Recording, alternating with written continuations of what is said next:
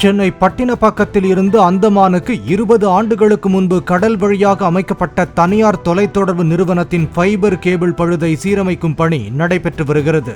இதற்காக கடற்கரையில் பொக்லைன் இயந்திரம் மூலமாக பள்ளம் தோண்டப்பட்டும் கடலில் கப்பல் ஒன்றை நிறுத்தி வைத்து அதன் மூலமாக கேபிள் சீரமைக்கப்பட்டு வருவதாக தகவல் தெரிவிக்கப்பட்டுள்ளது.